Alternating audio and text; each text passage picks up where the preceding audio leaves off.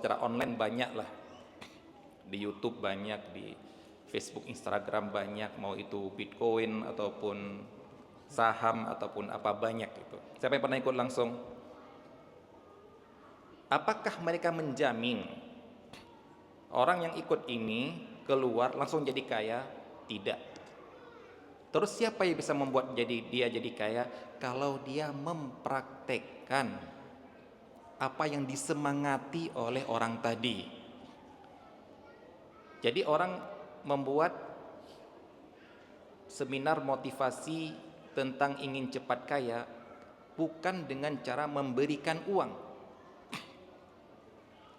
tapi dengan cara memberikan ilmu dan metode motivasi agar Anda keluar dari sini bisa mendapatkan uang seperti saya. Ya, jadi di sini Anda tidak mengajar ilmu ya, bukan ilmu sesuatu yang antum belum tahu Anda kasih tahu, bukan. Hanya memotivasi sesuatu yang sudah antum tahu semuanya. Kemudian kalau orang yang seperti ini memotivasi seperti ini, apa pendapat antum bila antum dimotivasi oleh orang kaya raya sejak kecil dia kaya, tidak pernah mendengar suara kedipan PLN, tidak pernah merasakan gak punya makanan di rumah, tapi kemudian dia memotivasi Anda bahwasanya enaknya menjadi perintis. Mau dengar nggak kira-kira? Ya, mau dengar nggak kira-kira? Anda mendapatkan motivasi keharmonisan dalam rumah tangga, tapi dari orang yang broken home. Anda mendapatkan kajian tentang cara menahan amarah, tapi dari orang yang pernah antum lihat teriak-teriak marah-marah. Kira-kira gimana kira-kira? Yang disampaikan benar nggak? Benar, disampaikan benar. Cara keharmonisan rumah tangga, cara bersabar, cara merintis, teorinya ada. Tapi kan nggak enak melihat dari orang yang tidak bisa mempraktekkannya. Jadi yang disampaikan benar, tapi dari orang yang menyampaikan menurut kita adalah kurang tepat. Jadi kalau Anda mendapatkan jalan keluar dari sebuah kebangkrutan dari orang yang pernah bangkrut dan berhasil, itu sangat mantap itu.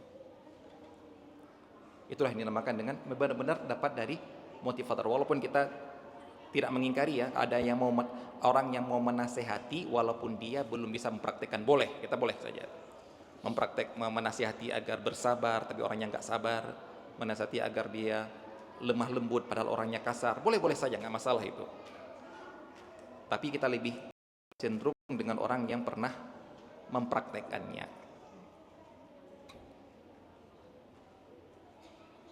Nah, untuk mencetak hafid Quran, untuk menjadikan anak kita hafal Al-Quran,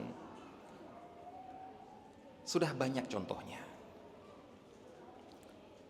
Sudah banyak orang-orang yang berhasil, punya anak 6 ke 6-6-nya hafal Quran, punya anak 3 3-3-nya hafal Quran, punya anak 4 4-4-nya hafal Quran. Dan hafal Quran yang kita bicarakan di sini adalah sejak dini ya. Kita lagi ngomong dari awal poin anak adalah menghafalkan anak Al-Quran sejak dini. Maksud sejak dini adalah sejak SD keluar hafal Quran. Ini yang kita bicarakan. Kalau setelah itu biasanya anak sudah balik dan sudah bisa memilih. Kita lagi ngomong yang belum bisa memilih, yang merupakan benar-benar arahan orang tua. Jadi kalau Anda misalnya ingin mendapatkan motivasi agar anaknya hafal Quran, cari orang tua yang sudah berhasil. Ini sebenarnya ilmu seperti ini ataupun metode seperti ini umum dipahami oleh orang. Mau berhasil, tanya contoh kepada orang yang sudah berhasil. Mau survive, Maka tanya pada orang yang sudah pernah survive, bukan hanya teori. Begitu juga mau anak-anak Anda menjadi hafidh, duduk konsultasi, ambil metode-metode, cara-cara dari orang yang pernah mempraktekkannya, yaitu orang tua tersebut. Jangan kita maunya anaknya hafal Quran, kemudian kita duduk di majelis orang yang gak suka melahirkan penghafal Quran, gak kenyambung itu. Duduk di majelis dia, seminarnya dia, ujung-ujungnya apa? Gak perlu hafal Quran tuh, gak perlu. Terus mau apa? Salah kelas kan? Setelah itu keluar nyalahkan sekolah tahfidz Quran, padahal dia salah masuk ruang motivasi. Istilahnya seperti seperti sekarang ini, beli di toko ini rusak, protesnya di toko sana. Nah, kan ada di Shopee seperti itu kan. Nah itu juga dia duduk di majelis yang tidak untuk mencetak penghafal Quran, bahkan menentang anak untuk dihafalkan Al-Quran, kemudian keluar memprotes sekolah yang sudah pernah mencetak penghafal Al-Quran. Kan gak nyambung itu namanya. Maka dari sini pinter-pinterlah mencari motivator, pinter-pinterlah mencari contoh untuk Anda kalau Anda ingin menjadi pencetak penghafal Al-Quran di rumah tangga Anda. Ikhwati fiddin wa akhwati fillah, rahimani wa rahimakumullah. Di sini insyaallah Anda akan membawakan pembahasan secara poin-poin ya. Poin-poin ini di mana sebenarnya ingin untuk menjawab syubhat seputar mencetak anak sebagai penghafal Al-Quran. Di sana banyak syubhat-syubhat yang menentang, walaupun tidak berani 100%, tapi dia secara terus terang mengatakan nggak perlu menjadikan anak sebagai penghafal Al-Quran. Maka di sini untuk menjawab syubhat-syubhat ini adalah dengan cara anak ingin membuka wawasan, ingin membuka hati antum semua untuk merenungi agar bisa terbantahkan syubhat-syubhat ini. Ingat ya, yang namanya syubhat itu khattafah. Syubhat itu kata ulama khattafah, menyambar. Dia yang kenanya adalah perasaan. Untuk membantah syubhat harus pakai nalar yang kuat. Makanya orang awam paling gampang kena syubhat. Sulit untuk diterangkan, karena kalau untuk diterangkan perlu mikir. Makanya para ulama melarang untuk mendengarkan perkataan ahlul bid'ah, karena yang kena adalah syubhat. Setelah kena syubhat, untuk dipahamkan itu sulit. Karena kalau syubhat itu kenanya perasaan, oh iya ya. Kalau untuk membetulkannya harus dengan ditanamkan pemahaman, nalar, logika, analisa, sehingga dia bisa paham. Nah di sini anak ingin untuk mengajak antum beranalisa, logika, analogi seputar syubhat-syubhat yang disampaikan. Yang pertama,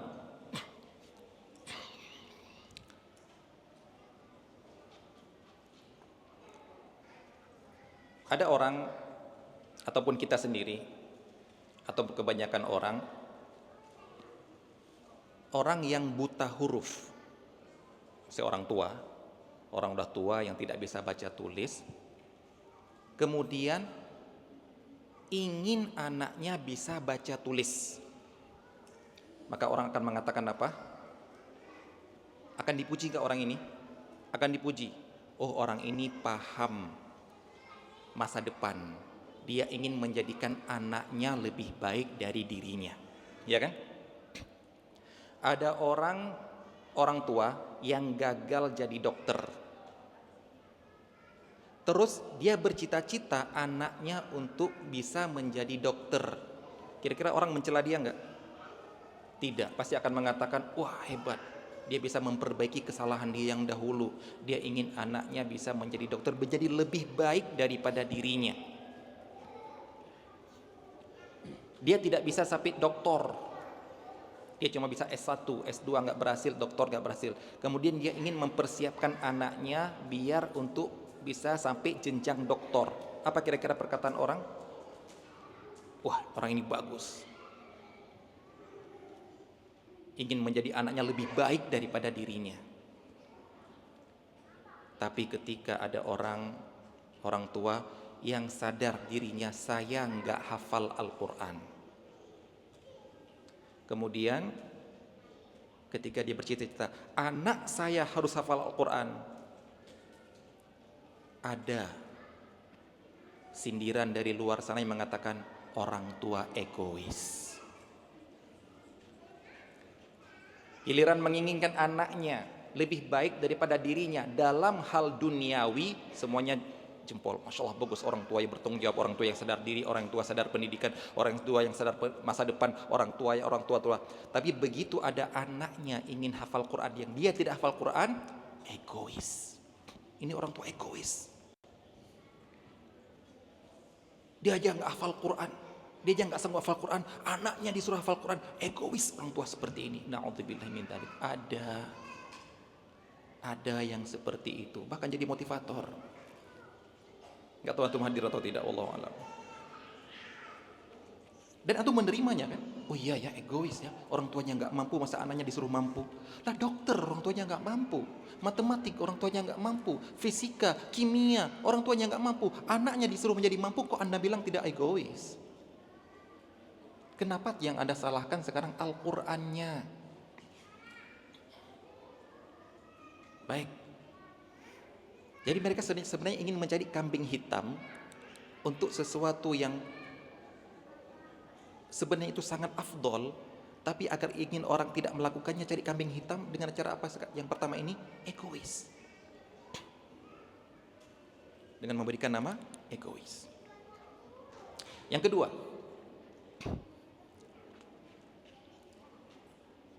ketika mengatakan anak itu harus dibiarkan di atas fitrahnya, Masya Allah, kata-kata yang sangat bagus ya. Itulah syubhat. Awalnya bagus sekali. Anak itu harus dibiarkan di atas fitrahnya, berjalan fitrahnya. Tapi begitu kita mau mengajak anaknya untuk hafal Quran, ini pemaksaan, bukan fitrah. Na'udzubillahi min dzalik. Kalau anaknya jadi penyanyi, fitrah. Kalau anaknya menjadi tukang joget, penari, fitrah. Anaknya jadi apa lagi? Ya, semua yang duniawi ini, anaknya jadi pembalap, anaknya menjadi teknokrat, anaknya menjadi dokter, anaknya menjadi bahkan hal-hal yang maksiat, fitrah kita biarkan, kita arahkan ke fitrahnya. Tapi begitu anak ingin kita arahkan menjadi hafal Al-Quran, wah itu pemaksaan. Kita harusnya adalah ke fitrah. Ini Al-Quran adalah pemaksaan. Anak disuruh menghafalkan ini, dan itu sebagainya. Inilah pemaksaan. Harusnya anak dibiarkan ke fitrahnya. Bagus sekali ya. Jadi begitu Al-Quran dianggap bukan fitrah. Kenapa kira-kira ini? Ya anak nggak tahu apa yang ada di baliknya yang ingin mereka sembunyikan, kita nggak tahu. Apakah mereka termasuk orang-orang yang sekarang ini, Masya Allah, di media sosial, di YouTube, ya, di podcast mereka, sedang gencar-gencarnya menentang Al-Quran, yang mengatakan Al-Quran ini sudah diubah di masa Hajjaj bin Yusuf Ats-Tsaqafi. Ada komite yang dibuat untuk merevisi Al-Quran. Itu ada sekarang, coba itu ya ikhwan. Kemudian ada dialog yang mengatakan nggak perlu hafal Quran, itu nggak ada gunanya hafal Quran. Ada. Ataupun yang menabrakkan antara sesuatu yang sebenarnya bukan bertabrakan, dengan mengatakan apa? Umat Islam itu nggak disuruh hafal Quran. Umat Islam itu, kata mereka ya, umat Islam itu nggak disuruh hafal Quran. Umat Islam itu harusnya adalah menjadi orang-orang yang bisa mengkaji angkasa luar, mengkaji dan mentadabbur alam, yang mengambil perekonomian Islam, perekonomian masyarakat, apalagi teknologi yang bisa membagikan umat. Jadi maunya apa?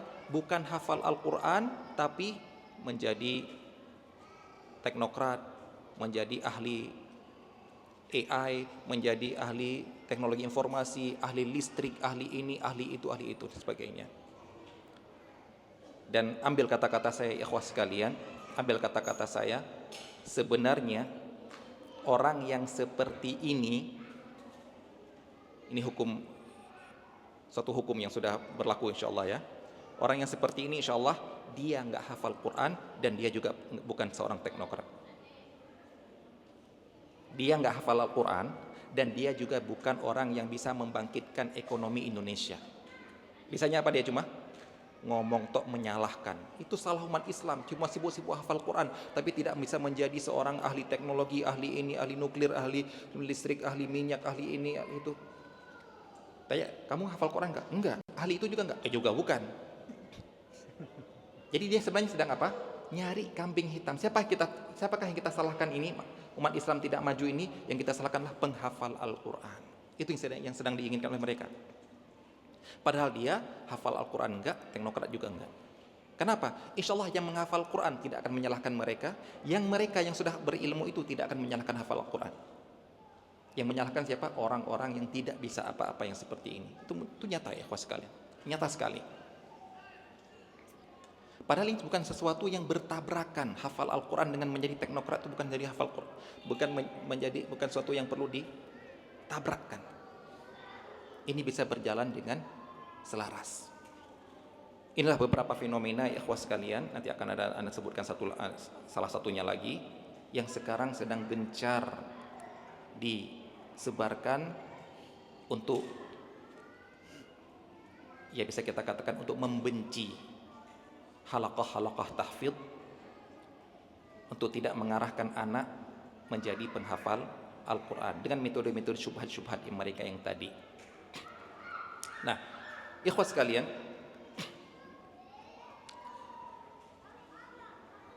memang kita sadari bahwa semua anak punya talenta. Saya tahu, kita tahu semua.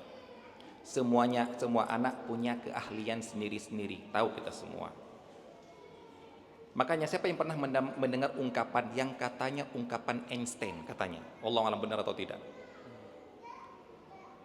yaitu yang mengatakan bahwasanya semua anak itu cerdas, semua anak itu pinter. Tapi kalau ikan kita suruh paksa untuk bisa memanjat pohon, apalagi contohnya lain misalnya, kalau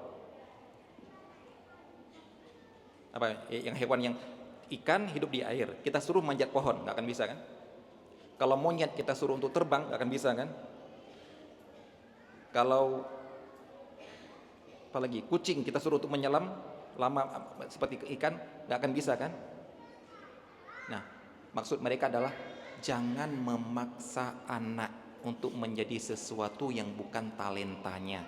Kemudian dimisalkan dengan hewan-hewan tadi. Kayaknya kena ya, oh ya benar juga sih. Anak katakan salah, sangat salah. Ada yang membantah. Analogi seperti ini salah. Karena apa?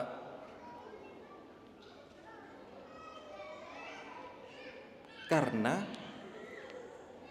memaksa hewan keluar dari fitrahnya itu salah. Ikan bukan hidup di darat, ikan hidup di air. Tapi kalau kita latih ikan menjadi ikan tercepat, kuda itu hebatnya bukan dia bisa terbang, tapi dia adalah berlari di darat. Tapi kalau kita latih kuda untuk menjadi kuda tercepat, bisa nggak? Bisa. Tapi kalau kita nggak melatih kuda, bisa cepat nggak dia? Enggak. Kita melatih singa untuk menjadi bisa bermain sirkus, bisa nggak? Bisa. Tapi kalau singa kita latih itu biar bisa menyelam, nggak akan bisa. Nah begitu juga manusia itu punya ranah kemampuan. Ada manusia yang bisa menjadi pelari tercepat di dunia. Ada yang bisa menjadi perenang tercepat di dunia. Ada yang bisa menjadi orang yang bisa terkuat pengangkat barbel terkuat di dunia. Ada orang yang bisa menjadi ahli nuklir di dunia. Ada yang menjadi ahli teknologi. Ada hacker terhebat di dunia. Ada ahli perminyakan dunia. Ada. Pertanyaan, ini semua fitrah atau bukan? Fitrah. Jadi kalau anak ingin mengarahkan anak-anak, ingin menjadi orang yang ahli teknologi, anak ngarahkan ke fitrah atau bukan? Ke fitrah. Jangan antum bilang bahwasanya kamu jangan menyuruh ikan untuk terbang. Enggak. Anak menyuruh anak-anak untuk menjadi salah satu bentuk keahlian manusia. Anak tidak menyuruh dia, anak saya harus saya latih biar bisa terbang. Anak saya akan saya latih biar bisa menyelam 2 jam tanpa alat selam. Ini di luar fitrah. Anak-anak akan anak latih untuk menjadi orang yang tahan kuat dibakar oleh api selama 2 jam. Itu bukan fitrah. Tapi kalau antum mengarahkan anak ke yang bisa ditempuh oleh manusia, itu benar. Dan salah satu yang bisa ditempuh oleh manusia apa? Hafal Al-Quran. Buktinya apa? Sudah jutaan manusia, sudah ribuan atau ratusan ribu anak kecil bisa menghafal Al-Quran. Kok Anda masih mengatakan itu bukan fitrah? Itu pemaksaan, itu menyuruh ikan untuk terbang. Kemana? Katanya Anda peneliti. Peneliti itu butuh sampel. Sampel itu harus cukup untuk bahan kajian. Ini enggak, katanya peneliti, tapi untuk menentang hafalan Al-Quran diambil satu sampel. Ada seorang anak, ada seorang ibu ngadu kepada saya, anaknya berat menghafal Quran, stres. Akhirnya disimpulkan apa? Hafal Al-Quran itu berat, bukan fitrah. Na'udzubillah min dzalik. Katanya peneliti. Tapi untuk hafal Al-Quran kalau diambil cuma satu sampel, yang salah lagi. Kenapa Anda tidak mendatangi pondok-pondok pesantren ataupun halaqah-halaqah tahfidz yang sudah menelurkan para penghafal Quran, kemudian mengambil sampel dari mereka, bagaimana sih caranya Anda agar anak Anda bisa hafal Quran? Bukan mengambil sampel orang yang gagal kemudian menjadikan sebuah kesimpulan hafalan Al-Quran itu memberatkan. Itu ada ya Allah sekalian. Ingat, kita lagi mengajak orang menuju ke salah satu keahlian manusia, bukan untuk keluar dari keahlian manusia. Keahlian manusia itu bisa menghafal. Keahlian manusia itu bisa menghafal bukan hanya Al-Quran, hadis, Bukhari, Muslim, Sunan Abu Daud dan Kutubus Sunan bisa, bahkan syair-syair bisa dihafal oleh manusia. Kita ingin mengarahkan salah satu ke sini, jangan dinamakan keluar dari fitrah. Jangan dikatakan ini adalah pemaksaan. Ini adalah salah satu keahlian.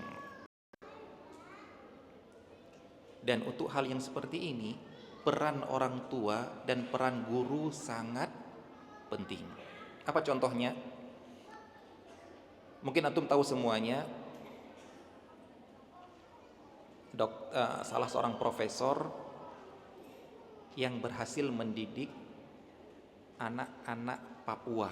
Anda lupa nama profesornya, tak tahu ya? Yang dia menantang, berikan kepada aku anak-anak terbodoh menurut kalian, wahai guru-guru yang mengajar di sekolah di Papua, anak yang terbodoh menurut kalian, berikan kepadaku, maka akan aku didik, akan menjadi ahli matematika. Dan berhasil. Ternyata apa? Dia menyimpulkan, bukan anak yang bodoh, tapi cara mendidik yang salah.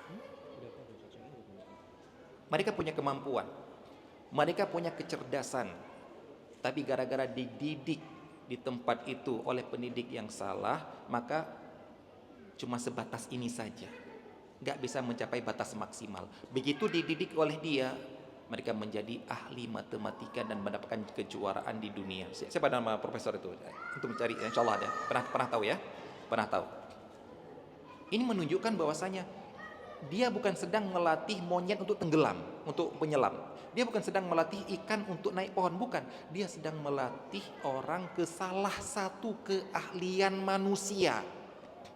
Yang semua manusia kalau dia latih menuju ke sini bisa. Dan ternyata beliau berhasil. Ada nggak yang bilang, jangan memaksa. Kalau anak nggak bisa matematik jangan dipaksa. Wah ini egois. Dia sendiri nggak bisa matematik tapi orang tuanya sendiri nggak bisa matematik, anaknya dipaksa untuk bisa matematik. Ada nggak yang mengejek seperti itu? Nggak ada. Yang ada adalah memuji. Jadi ikhwas sekalian, bapak-bapak dan ibu yang dirahmati Allah Subhanahu wa taala, yakinilah bahwasanya anak kita itu termasuk orang yang mampu untuk menguasai Al-Quran. Sehingga kalau kita memiliki pemahaman ini, maka kita akan mengarahkan anak ke arah situ. Ingat ya, kata-kata anak, mengarahkan anak ke arah situ. Kenapa anak mengatakan seperti ini? Karena insyaallah yang anak pahami dan antum juga pahami bahwasanya pendidikan anak usia dini itu adalah pemaksaan. Benar atau tidak? Pendidikan anak di usia dini adalah pemaksaan. Yang nggak percaya seperti itu silahkan jangan paksakan anak Anda. Jadi apa kira-kira? Coba anak Anda jangan dipaksa sekolah, jangan dipaksa membaca, jangan dipaksa belajar di usia dini ya. Jadi apa kira-kira? Apa kerjaannya kira-kira? Bermain. Dan bermain bagi anak-anak itu memang fitrahnya. Jadi kalau ada anak bermain, itu bukan keluar dari fitrah, memang fitrahnya. Peran orang tua apa dalam pendidikan? Memaksa, nggak ada jalan lain. Anak dipaksa untuk sekolah, anak dipaksa untuk belajar. Yang mengatakan bukan pemaksaan, silakan praktek. Silakan praktek dari usia dini. Anda tidak mengatakan usia balik. Usia balik orang sudah bisa berpikir, sudah tahu maslahat dan mafsadat, sudah tahu bahwasanya ini ada manfaatnya, tujuan saya ini sudah tahu. Tapi kalau usia dini, anak belum paham apa-apa, bangun tidur maunya main, maunya ketemu teman, pulang sekolah maunya main. Siapa yang menyuruh sekolah?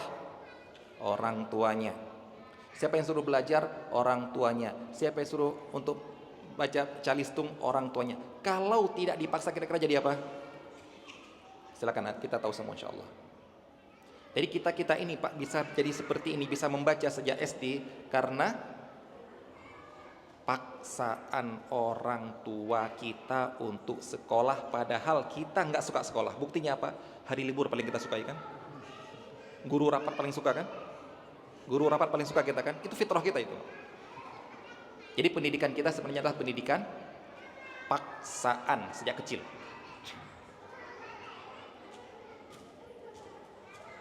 Baik.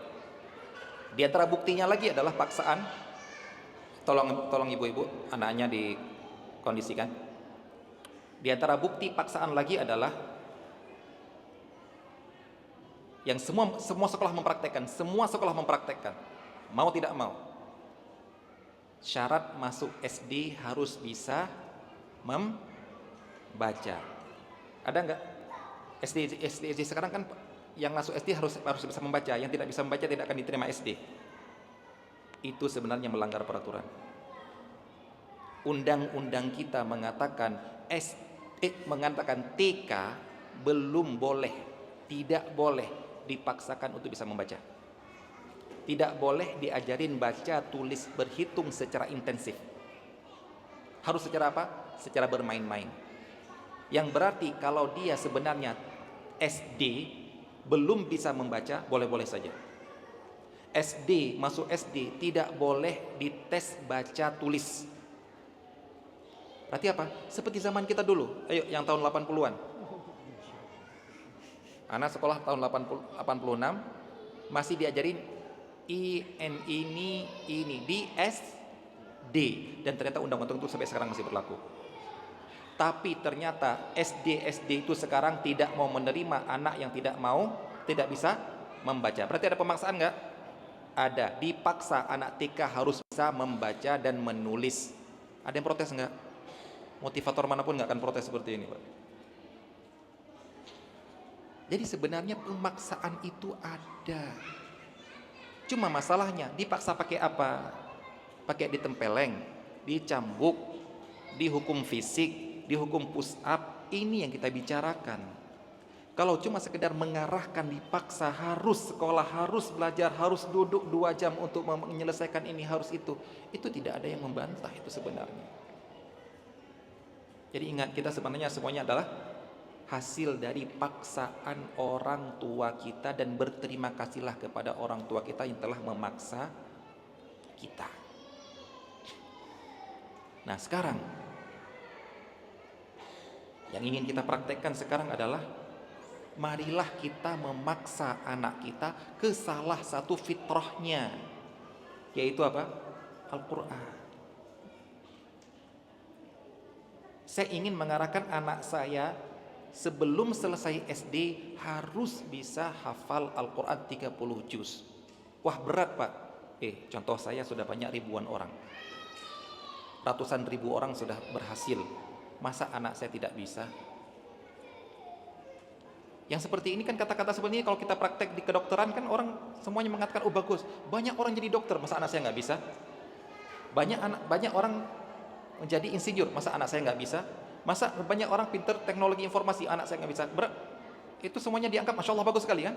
Tapi begitu kita pakai, banyak orang anak bisa hafal Quran sebelum selesai SD, masa anak saya nggak bisa? Langsung orang bilang apa? Wah kamu terlalu memaksakan anak, ini berat dan sebagainya. Ternyata lagi-lagi mereka mencari kesalahan kambing hitam di hafalan Al-Quran. Bukan sistem pendidikan semuanya diakui.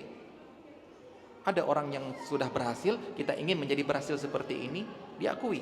Tapi begitu kita ingin mencari keberhasilan di bidang Al-Quran, kok kamu mengatakan ini berat, ini pemaksaan, ini egois, dan lain sebagainya. Ada apa ini kira-kira?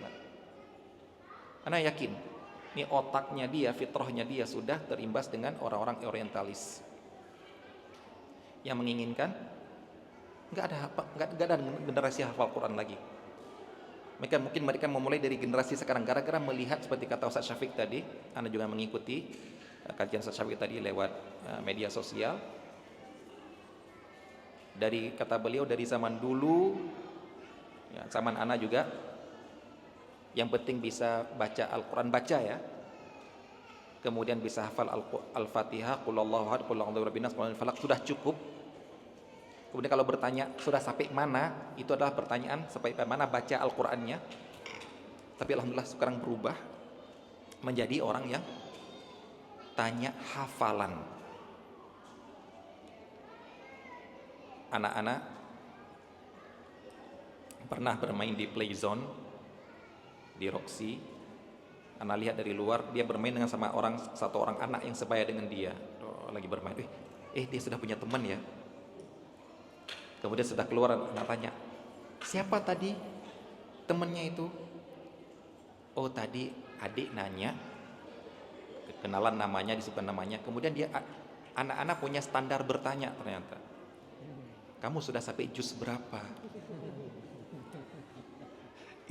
Itu standar pertanyaan dia untuk bertemanan itu. Teman gini-gini, kamu sampai juz apa? Dijawab oleh dia, aku Kristen.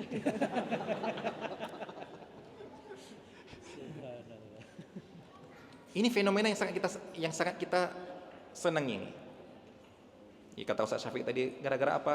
Ya mungkin gara-gara media sosial, gara-gara TV memunculkan anak-anak kecil yang bisa menghafal Al-Quran, yang dulu mungkin kita cuma tahu dalam sejarah, legenda, Imam Syafi'i, imam ini, imam ini, imam ini. Seakan-akan zaman sekarang gak ada lagi.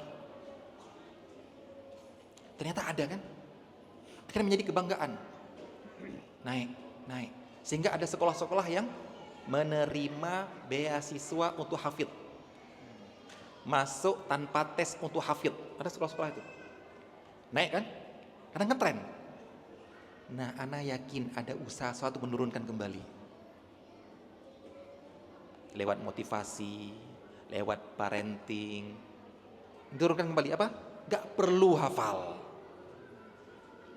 Kita kembali ke masa lalu. Nah, apakah antum termasuk sasaran-sasaran mereka? Sudah kita pingin canggih-canggih seperti ini, kemudian disuruh turun kembali.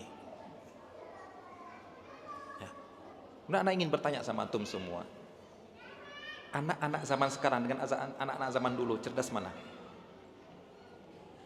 Anak-anak kita zaman sekarang dengan anak-anak ulama pada zaman dahulu, ataupun dengan kita zaman dahulu, cerdas mana?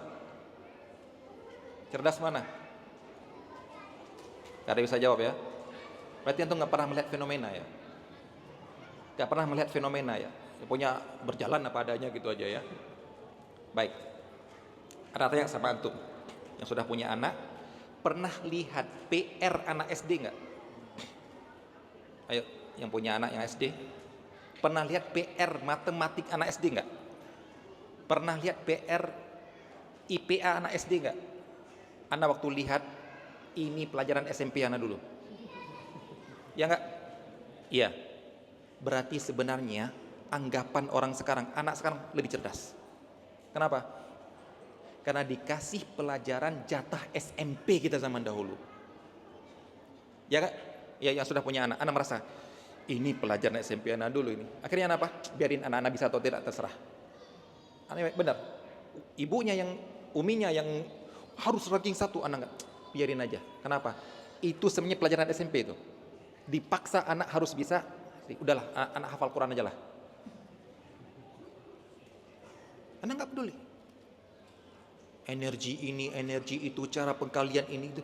Ya Allah, kok bisa seperti ini? Baik. Tapi, ingat, ana belajar faraid, ilmu waris itu di tingkat SMP. Buku pelajaran fikih depak di kelas 2 ataupun 3 SMP MTS. Itu ada pelajaran waris dasar. Jadi menghafal jatah-jatah waris, kemudian hitungan dasar, nggak sampai ke yang rumit-rumit. Dan anak bisa menguasainya. Jadi anak bisa waris bukan gara-gara sekolah di Madinah, bukan. Anak bisa pelajaran waris ketika MTS. Begitu anak tanya, anak nggak tahu sekarang kan, anak tanya di pesantren di Bondowoso ketika ada kajian di sana, pelajaran waris kalian ini, itu kan hitung-hitungan kan, hafalan dan hitung-hitungan kan. Di sanawiyah apa di aliyah sekarang? Semua jawab di aliyah. Sanawiyah nggak ada waris lagi? Nggak ada waris lagi. Bayangkan Pak. Giliran pelajaran umum, kita dipaksa cerdas secerdas anak SMP zaman dulu untuk tingkat SD. Tapi giliran pelajaran agama dianggap waris di SMP itu, tingkat SMP itu sulit. Harusnya ilmu waris di tingkat SMA. Ada apa ini Pak kira-kira? Propaganda apa ini Pak kira-kira Pak? Giliran yang pelajaran umum, wah digenjot habis-habisan. Full day school. Dari pagi sampai sore pelajaran umum semuanya. Matematik, fisika, IPB, banyak sekali. Tapi giliran agama, Pak, kita dulu sekolah sampai jam berapa? Kelas SD kita sampai jam berapa? Jam 1 pulang ya. Kemudian kita punya waktu TPQ habis asar kan. Nah sekarang kalau full day school, kapan belajar agama Pak? Ada apa ini kira-kira? Silakan antum yang menilai sendiri. Baik. Jadi kita kembali ke yang tadi, bahwasanya kita sedang memaksa. Ini kata-kata memaksa anak ini, perhatikan, anak bukan memaksa dalam bentuk pukulan, cambukan yang membuat anak stres, bukan. Tapi mengarahkan yang anak kita sebenarnya nggak pingin ke situ, pinginnya main. Dan kita sedang mengarahkan ke salah satu, yaitu hafal Al-Quran. Dan sudah banyak yang berhasil, maka kita tanyakan kepada diri kita, masa anak saya tidak bisa? Harusnya anak saya juga bisa.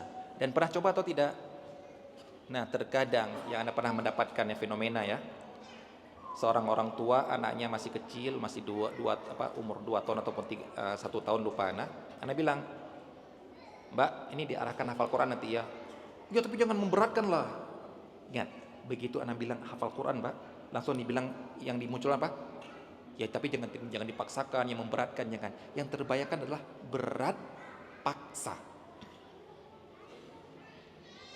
Tapi kalau kita bilang ini jadikan dokter, jadi dokter ya, jadi dokter, jadi ahli nuklir, ahli ini. Oh iya, kita akan. Tapi begitu Anda bilang Al-Qur'an, kok yang pertama muncul adalah berat. Padahal belum dicoba. Kapan kita tahu itu berat, Pak? Setelah kita mencobanya. Makanya Anda pernah menemukan mahasiswa UGM ketika Anda sudah lulus ke Madinah, bermain-main ke Jogja lagi, kemudian ketemu sama mahasiswa di UGM, kemudian dia datang ke Anda, Ustadz, bagaimana cara menghafal Al-Quran? Jawaban Anda out of the box. Anda nggak model-model orang-orang lain yang menjawab gini, enggak. Nah balik tanya, antum sudah pernah coba hafal Quran? Belum Ustadz, coba dulu. Maka antum akan tahu sendiri caranya bagaimana. Begitu Anda diajak ke kos-kosan dia, ternyata di kos-kosan dia itu di dinding tertempel nasihat para ustadz tentang menghafal Al-Quran. Masya Allah. Jadi setiap ada ustadz datang ke UGM ngisi kajian, dia akan mendatangi untuk bertanya metode hafal Quran bagaimana Ustadz. Anda baca nasihat Ustadz Abdullah Zain, nasihat Ustadz gini, banyak sekali. Jadi dia tukang pengumpul nasihat. Seperti orang tukang hadir di seminar motivasi, tapi nggak pernah bisnis. Ya kan? Antum termasuk seperti itu. Wah, motivasi jadi kaya, motivasi lolos hutang, motivasi omset tinggi, motivasi. Tapi pulang-pulang FF. Pulang-pulang main game. Yang penting saya sudah sekolah motivasi kan? Enggak gitu. Satu aja kerjakan jadi. Ternyata jadi antum seperti ini toh. Jadi nasihat Ustaz itu nasihat umum. Tinggalkan maksiat. Ikhlas karena Allah, kan umum kan? Anda bilang sama dia, emang kalau kamu nggak hafal Quran nggak boleh maksiat? Emang kalau kamu nggak hafal Quran boleh maksiat? Jadi kalau mau hafal Quran jangan maksiat. Kalau nggak hafal Quran boleh maksiat. Ini bukan. Ini yang jangan bermaksiat itu orang yang sudah hafal, biar nggak hilang, tinggalkan maksiat. Lah kamu nggak maksiat, nggak hafal juga, nggak akan hafal. Coba.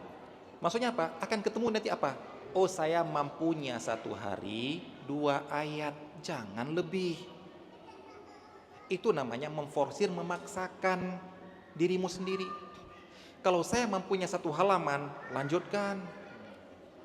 Jangan 2 ayat. Itu namanya menghina diri sendiri. Masa bisa menghasilkan omset 100 juta, 20 ribu aja udah cukup kok, qanaah. Anda bilang seperti itu. Namanya apa? Coba. Nah, pernah coba nggak anak Anda? Jangan-jangan Anda ada cerdasnya bukan main. Jangan-jangan Anda sekali dengar bisa. Tapi belum apa-apa. Oh, jangan dipaksakan. Ini Anda yang salah.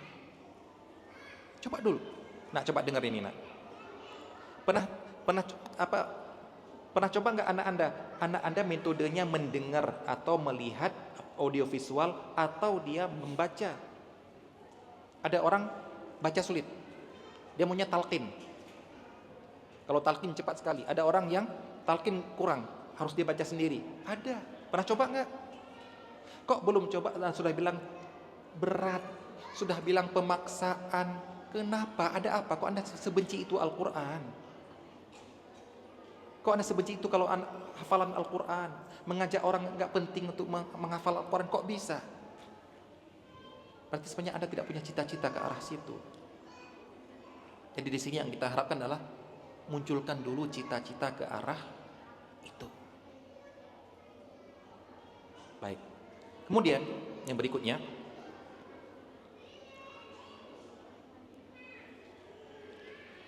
mari kita meneropong diri kita sendiri ya, kayak tadi. Saya nggak mampu, anak saya harus mampu. Jadi kita mengukur sesuatu dengan kita dulu lah. Baik, sekarang saya tanya sama antum. Apa cita-cita antum waktu SD? Gak usah dijawab, bayangkan saja. Ketika SMP berubah atau tidak? Ketika SMA berubah atau tidak? Ketika kuliah berubah? Setelah kuliah berubah beneran kan? Ayo, jawab yang jujur. Bukan lagi cita-cita, jadi beneran. Dulu pingin jadi astronot. Dulu mau jadi pilot. Apalagi? Dulu mau menjadi teknokrat. Dulu mau jadi, ayo, silakan saya antum sendiri. Sekarang jadi apa? Jadi ustadz. Sekarang jadi apa? Ojol. Sekarang jadi apa? Sales, kurir. Sekarang jadi apa? Ini fenomena ya ikhwas sekalian. Fenomena kehidupan kita. Maksudnya apa sekarang? Anda menyampaikan ini apa maksudnya? Cita-cita antum waktu kecil, SD, SMP, SMA, mari kita tanyakan, kenapa antum bercita-cita seperti itu? Gara-gara apa? Apakah muncul tiba-tiba lagi tidur, Anda mau jadi ini? Enggak kan? Gara-gara apa? Melihat contoh. Oh hebat. Kalau pakai seragam loreng-loreng hebat. Bukan pemuda Pancasila, bukan. Benar-benar tentara. Zaman dulu, zaman anak kecil dulu, pingin jadi tentara, teman-teman anak itu yang megang senjata panjang, yang hebat itu. Jadi kalau ada senjata tentara megang senjata itu, oh kita semuanya pingin seperti ini. Tapi yang megang pistol kita nggak mau. Padahal yang paling tinggi gajinya mana? Yang pegang pistol. Yang paling tinggi pangkatnya, bahkan yang paling tinggi pangkatnya yang nggak megang apa-apa kan? Tapi kita waktu kecil pinginnya jadi yang seperti ini kan? Kenapa? Terbungkus dengan penampilan. Siapa yang ngajarin ini, Pak? Cinta, suka seperti ini siapa yang ngajarin? Enggak ada yang ngajarin. Pingin sendiri. Tapi kita bicarakan, oh nggak mau jadi itu, punya pegang pistol kok, pinginnya ke ini. Padahal ini yang gajinya kecil ini. Kenapa? Kita nggak punya ilmu apa-apa tentang bagaimana maslahat dan mafsadat. Pinginnya apa? Apa yang terlihat. Baik, ayo. Jadi cita-cita kita semua adalah gara-gara apa yang kita lihat, apa yang ada contoh di hadapan kita, iya kan? Walaupun dalam perjalanan kita ujung-ujungnya kita menjadi sesuatu yang tidak kita cita-citakan sebelumnya. Bahkan sangat melenceng dari sekolah kita. Tapi ternyata hidup juga kita kan? Bahagia juga kan? Nah, sekarang apa salahnya kalau kita mencontohkan ke anak kita salah satu ulama, membuat dia cinta, suka menjadi seperti ini.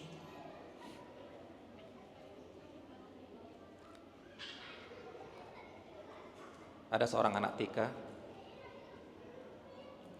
ketika di kelas gurunya tanya, cita-cita kalian jadi apa? Tanya ini. Begitu salah satu anak itu mengatakan, jadi nabi.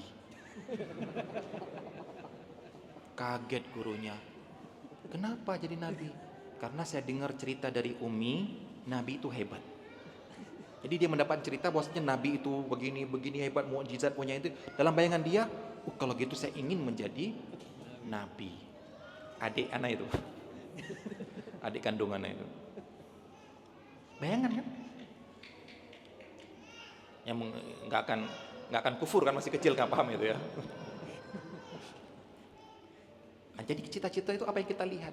Jadi ada orang melihat, wah dia hafal Quran, aku ingin menjadi penghafal Quran. Wah dia mendapatkan sanad, aku ingin dapat sanad. Wah dia mendapat bisa menghafal Sahih Muslim. Saya mendengar cerita Imam Syafi'i, saya ingin menjadi seperti Imam Syafi'i. Salah nggak kita arahkan anak ke situ, Pak? Enggak. Karena itu salah satu bentuk talenta, salah satu bentuk fitrah. Kita ini punya kemampuan untuk ke situ. Dan anak kita arahkan ke situ tidak mengapa. Ya.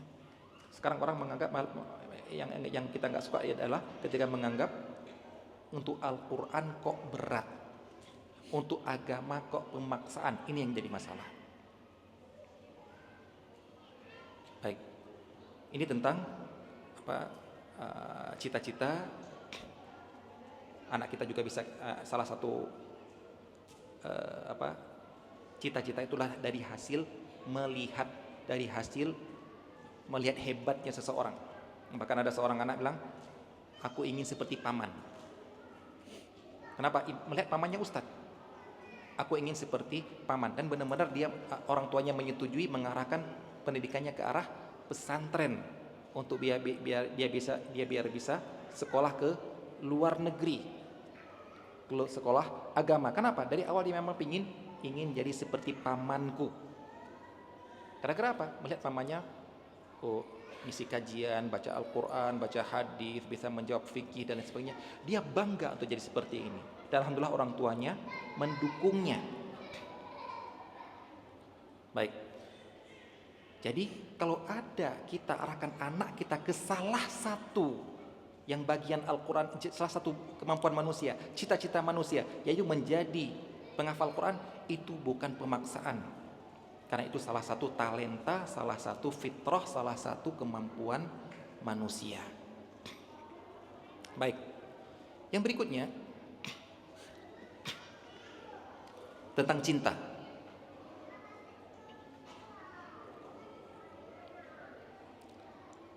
Cinta itu muncul dari mana, Pak? Ada yang jawab dari mata turun ke hati ya. Dari mana munculnya cinta, Pak? Tresno jalaran seko kulino. Tresno jalaran seko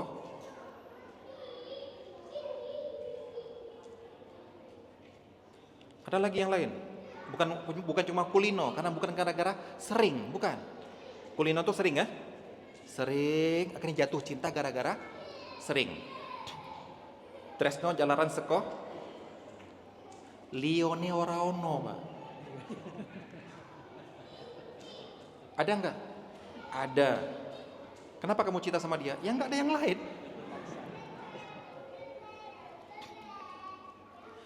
Ada cerita teman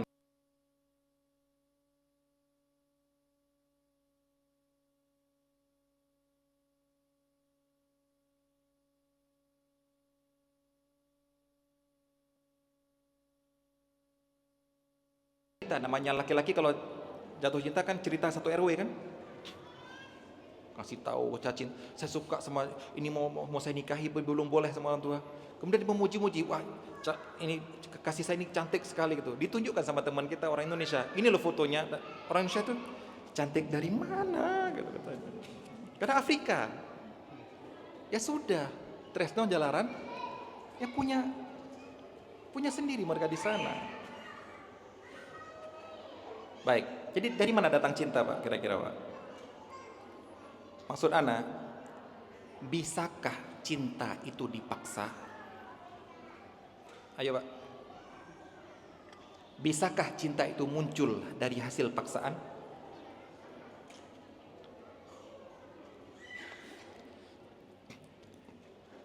Mau jawab bisa, tapi apa contohnya? Mau jawab enggak bisa, nanti dibantah sama Ustaz Yasir, ya kan? Karena antum tahu pasti anak ingin menyampaikan bisa kan. Kenyataan, Pak, ini kenyataan. Sebenarnya fenomena hidup kita banyak bisa kita ambil pelajaran, cuma kita nggak sadar saja. Bisa cinta muncul setelah dipaksa, bisa. Apa contohnya, Pak? Pedas itu bukan rasa. Ayo, siapa yang masih ingat pelajaran biologi? Lidah manusia untuk mengecap rasa, di mana manis, di mana asin, di mana pahit. Ada kan? Pedes di mana pedes? Nggak ada. Kenapa? Karena pedes bukan rasa. Pedes itu mengiritasi, menyiksa. Buktinya apa? Coba antum ambil cabai, taruh di sini. Ini pun bisa merasakan, mata kita juga bisa merasakan pedas. Tapi kalau antum cari, ambil gula di sini, manis nggak? Enggak. Pertanyaan Ana, kalau antum nggak sengaja tangan penuh dengan cabai kemudian megang mata pedas, Cara menyembuhkan gimana kira-kira? Siapa yang tahu caranya? Belum pernah coba? Coba aja nanti di rumah ya. Gimana caranya? Di sabun? Enggak. Coba aja, enggak bisa. Cuci kaki. Enggak percaya? Coba. Ya, itu nasihat Umi ana, nasihat orang-orang di kampung ana. Enggak nyambung kan? Coba. Pernah kejadian ketika adik ana masih kecil, waktu itu masih SD, main masak-masakan. Tapi yang dicincang cabai beneran. Kemudian megang mata, teriaklah dia, Umi pedih gini kan. Ana datang mau cuci mukanya, kata Umi ana, cuci kakinya. Langsung bilang, masa Umi seperti itu, cuci kakinya. Ana cuci, langsung main lagi dia. Loh, kan anak kecil kan nggak bisa menipu kan. Kalau emang nggak sakit, kalau sakit, langsung main lagi dia. Ini gara-gara cuci kaki atau gara-gara anak patuh perkataan Umi ana gitu. Baik. Pedes itu tidak ada anak kecil yang suka. Setuju nggak?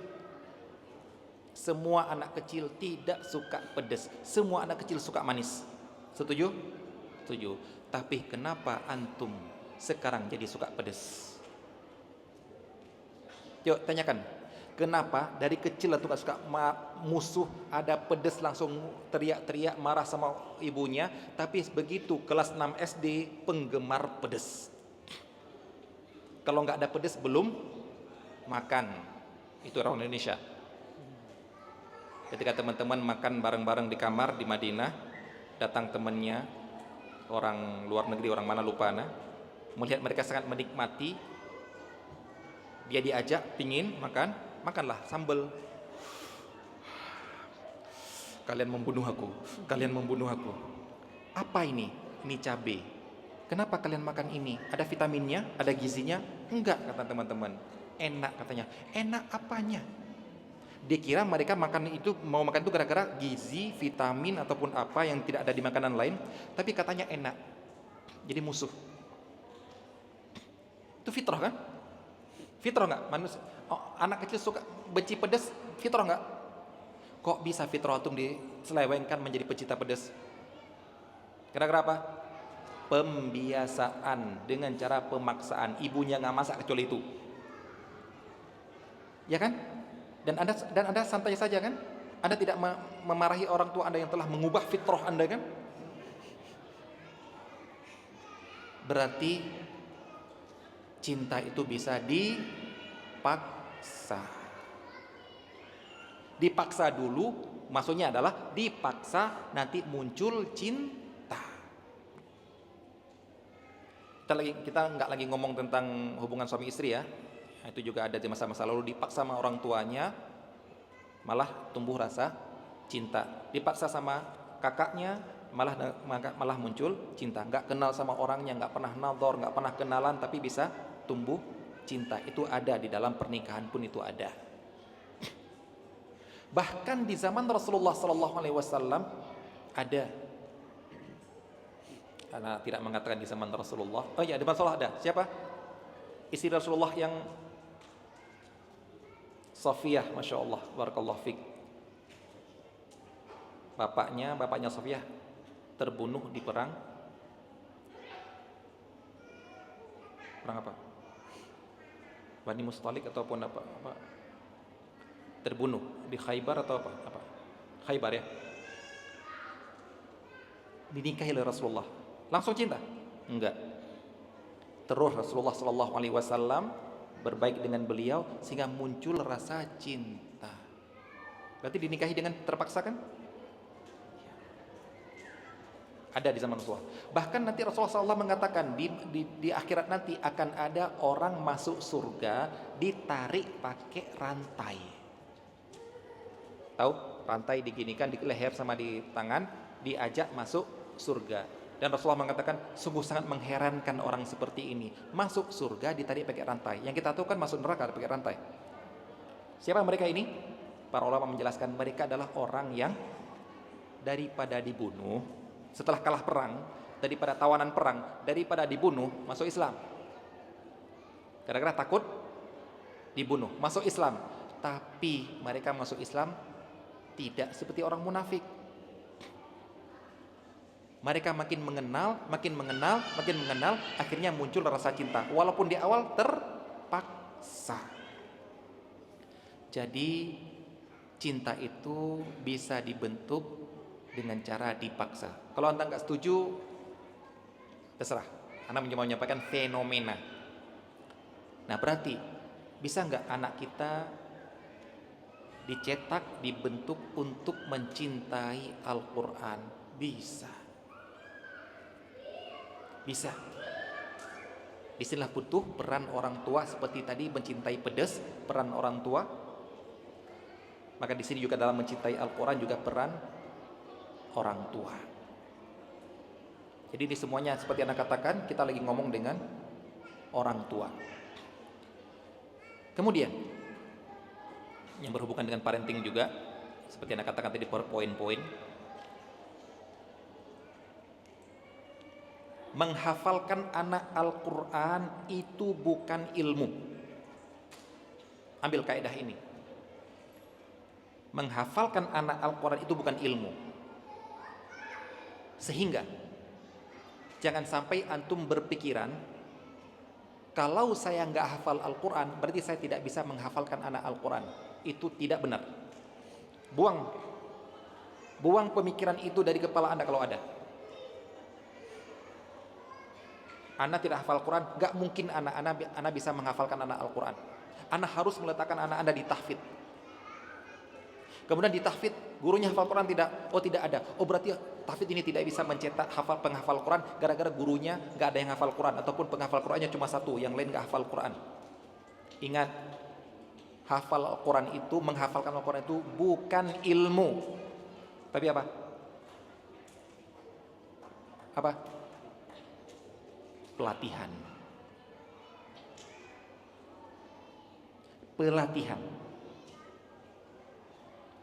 Cukup Anda meluangkan waktu untuk anak Anda mendengar setorannya, itu Anda telah berperan untuk menghafalkan anak Anda Al-Quran. Tapi dengan syarat Anda paham, Anda baca dengan benar, walaupun tidak pinter tajwid sedetil-detilnya. Ingat ya, tajwid itu ada tingkat-tingkatannya juga. Anda makhrajnya sudah benar, ha, kha, dal, ta, sudah benar. Mendengar bacaan anak kalau salah dibenarkan, maka Anda telah menghafalkan anak Anda Al-Quran. Cukup dengan apa? Luangkan waktu untuk mendengar setoran. Dan ini sudah terbukti. Beda dengan pelajaran fikih. Anak tidak akan belajar fikih sama orang yang tidak pintar fikih, enggak. Anak nggak akan belajar akidah sama orang yang pintar akidah. Anak nggak akan belajar bahasa Arab sama orang yang pintar nahwu sorof. Benar itu benar. Tapi anak nggak akan mau menyetor kepada orang yang belum hafal, itu salah. Kalau hanya sekedar mendengar setoran, membenarkan mendengarkan mana yang salah, mana yang benar, ke siapapun bisa. Tapi kalau Anda ingin belajar tajwid dengan sebenar-benarnya, baru belajar ke ilmu tajwid, karena tajwid itu ilmu. Tapi hanya sekedar mendengarkan, menjadikan anak kita hafal Quran, itu tidak butuh Anda sebagai penghafal Quran. Cukup Anda bisa membaca yang benar. Dan sudah banyak buktinya. Jadi Anda kalau mau tahu cara menghafalkan Al-Quran, kemudian bilang, Anda kan bukan ustad, Anda mau niru Ustadz Yasir, nanti Anda kan bukan ustad, nggak usah niru Anda. Itu ada, itu bukan ustad, itu orangnya adalah pegawai teknik, itu tukang besi, itu ini, anaknya hafal Quran, dan mereka tidak hafal Quran. Gara-gara apa? Meluangkan waktu untuk setor, mau untuk nyuruh anaknya baca, dia mau mendengar, mau memperbaiki, mau itu jadi penghafal Al-Quran. Kalau zaman anak dulu, itu maghrib wajib baca Al-Quran, cuma baca tok. Baca. Sekarang coba maghrib wajib setor ke bapak Al-Quran, asar wajib setor kepada bapak Al-Quran. Itu baru. Karena pada asalnya seperti kata Ustaz Syafiq tadi, Al-Quran itu pada asalnya bukan di tulisan, tapi bacaan. Bacaan itu dengan talqin. Talqin itu cukup dengan diberitahukan, dihafal di dalam hati, kemudian disetorkan walaupun dia tidak bisa baca pada asalnya. Pada asalnya kita katakan. Walaupun sekarang Masya Allah orang juga ingin biar bisa baca, bisa bahasa Arab. Pada asalnya adalah dengan cara dihafalkan. Kalau antum dalam hati antum punya ini, antum bisa mencetak penghafal Quran. Nanti dari perjalanan baru antum lihat, oh anak anda cuma mampu 2 baris, anak anda cuma mampu 5 baris, oh anak anda sanggup setengah halaman, oh anak anda sanggup 1 lembar. Akan ketemu sendiri nanti setelah dicoba. Tapi kalau anda belum mencoba, belum apa-apa sudah mengatakan ini sulit, ini memaksa, ini egois dan lain sebagainya, maka anda salah alamat kalau datang ke kajian ini. Anda tidak ada gunanya mendengar penyemangat tentang Al-Quran, karena di benak anda sudah menganggap Al-Quran itu sesuatu yang menyulitkan. Jadi ini ikhwah sekalian yang dapat anda sampaikan tentang bantahan-bantahan kepada beberapa syubhat yang mengatakan Al-Quran itu adalah pemaksaan, menghafal Quran adalah pemaksaan, bukan fitrah. Ingat, kita semua Allah SWT sudah menurunkan Al-Quran ini kepada Nabi kita, dan ajaran agama inilah ajaran yang sesuai dengan fitrah. Marilah kita berbangga, bukan di dunia ya, kita berbangga nanti di akhirat. Maka di dunia kita tidak boleh menunjukkan amalan. Aku sudah berbuat seperti ini, tak boleh. Tapi di akhirat nanti, begitu kita menerima kitab kita, kita akan membuka senang sekali. Ha umqra'u kitabiyah, baca buku saya nih, buku saya. Kenapa? Udah berhasil. Kalau di dunia masih proses, harus kita sembunyikan. Tapi kalau sudah berhasil sana, ini benar-benar masuk surga ini. Ha umqra'u kitabiyah, baca buku saya ini. Nanti kita berbangganya kapan? Di akhirat. Dan ada sebuah ucapan yang sangat bagus ya, menurut yang anda dengar dari Ustaz Arifin, ketika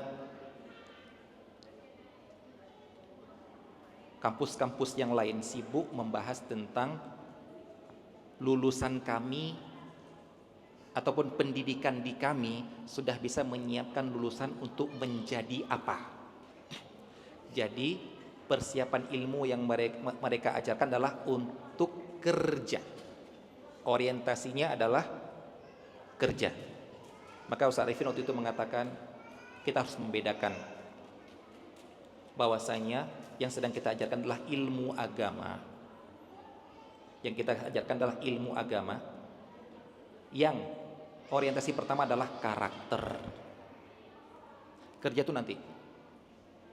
Jadi kalau anda sudah masuk ke ilmu ini, maka harus ini yang ilmu yang agama ini yang pertama anda inginkan. Bukan anak saya hafalkan Al-Quran, nanti kerja di mana ya? Anda salah kamar pak. Anda salah kamar. Jangan ke sini. Kalau tanya, kalau anak saya hafalkan Al-Quran, nanti kerjanya di mana? Salah kamar anda.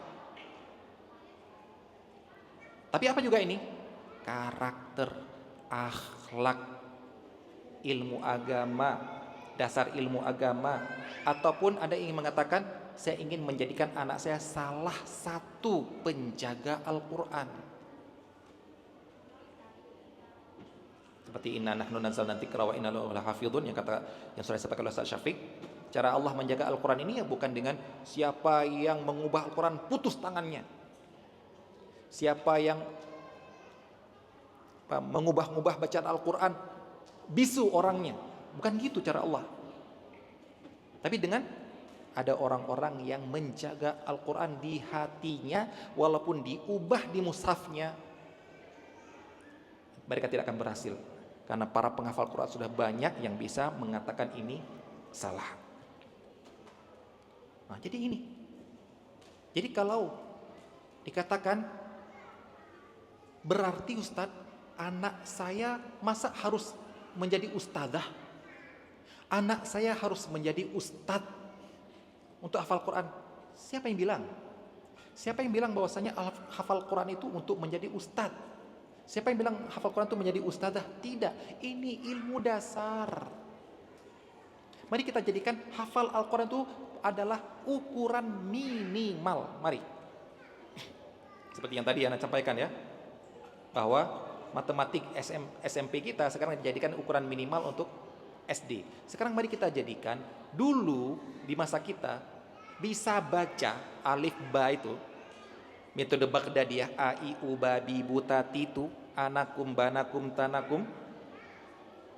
Bisa baca Al-Quran, kita namakan dulu Al-Quran kecil, juz amma itu, Al-Quran kecil. Al-Quran besar yang dari Al-Baqarah. Bisa baca ini, sudah hebat. Standar zaman dulu. Zaman sekarang mari kita jadikan standar, anak saya kalau hafal Al-Quran penuh baru hebat. Maksudnya baru telah tercapai standar minimal. Mau jadi apa anak saya? Kalau untuk jadi teknokrat. Kalau untuk jadi dokter.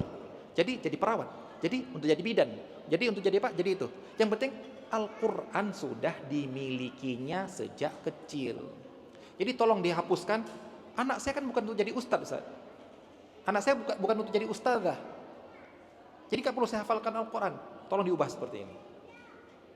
Karena jadikanlah hafalan Quran itulah ilmu kecil, ilmu anak kecil. Nah, misalnya seperti orang-orang di luar negeri sana, dia apa? Dia dokter, dia teknokrat, dia ahli komputer. Tapi apa? Imam masjid. Syekh Syatiri itu apa? Syekh beliau. Syatiri, Pak. Tahu kan? Imam Syatiri tahu kan? Yang korek yang Syatiri. Beliau apa ya beliau? Akuntan beliau. Tapi punya hafal Quran untuk jadi imam. Jadi enggak mesti harus antum jadi ustadz, anak antum jadi ustadz. Tapi jadikan adalah Al-Quran itu modal dasar. Kita ingin mengubah standar ya, ya. Ingin mengubah standar, menjadi yang lebih baik. Standar anak dulu, kalau bisa baca Al-Quran tok sudah cukup. Sekarang kalau bisa harus hafal Al-Quran. Semoga anak-anak cucu kita nanti kalau bisa hafal Sahih Bukhari. Semoga, siapa tahu. Dan itu standar dasar, bukan menjadi ustadz. Ustadz itu nanti lain lagi. Ada tambahan-tambahan yang lain lagi. Baik, ini ada Pak Nas sampaikan. Mungkin ada pertanyaan-pertanyaan yang ingin disampaikan, silahkan. Kalau bisa malah secara langsung ya. Baik, jazakumullah khairan Ustaz atas pemaparan materinya. Masya Allah, full daging ini. Bukanlah Ustaz Yasir namanya kalau beliau tidak meruntuhkan logika fallacy kita. Kesalahan berpikir kita diruntuhkan oleh beliau. Dan Masya Allah, tafadhol untuk para jamaah. Mungkin ada yang mau bertanya. Wah, langsung 1, 2, 3, 4, 5, 6. Wah, yang belakang dulu itu dulu. Mungkin dari akhwat juga nanti ya. Mungkin dari akhwat juga nanti. Oh siap Ustaz. Sebagian mungkin nanti dari akhwat, yang ikhwan dulu mungkin bergantian Ustaz nanti. Bismillah, assalamualaikum Ustaz. Izin bertanya, melalui penjelasannya Ustaz sampaikan tadi bahwa kita sebagai orang tua itu harus meluangkan waktu untuk anak-anak kita Ustaz ya, untuk pembiasaan atau pelatihan di dalam mendidik anak untuk menghafal Al-Quran. Nah, apakah hal kita dalam memilih sekolah ini termasuk hal yang penting? Karena tadi kan yang paling penting itu meluangkan waktu Ustaz. Walaupun kita nggak pintar dalam menghafal Al-Quran, kita sebagai orang tua. Dan kalau kita memilih tempat pendidikan, baik itu sekolah ataupun tempat belajar Al-Quran, apakah ini hal yang terpenting atau biasa aja gitu? Barakallahu fikum. Baik, Anda langsung jawab ya. Para ulama mengatakan tanggung jawab mendidik anak itu tanggung jawab orang tua. Kaidah. Jangan diubah. Tanggung jawab mendidik orang tua, mendidik anak, tanggung jawab orang tua. Kalau orang tua tidak sanggup, maka dia mencarikan guru. Yang berarti para ulama mengatakan biaya guru dari uang orang tua dan termasuk nafkah. Baik. Berarti kalau pada asalnya adalah tanggung jawab orang tua, bukan guru,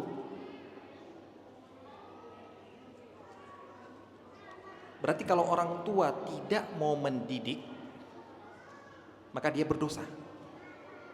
Tapi kalau dia tidak bisa mendidik dan mengarahkan kepada seorang guru, dia tidak berdosa karena sudah mencarikan pengganti dan biayanya dari uang nafkahnya. Apa bedanya, Pak? Dididik oleh orang tua dengan dididik oleh guru? Dididik oleh guru itu guru boleh menolak.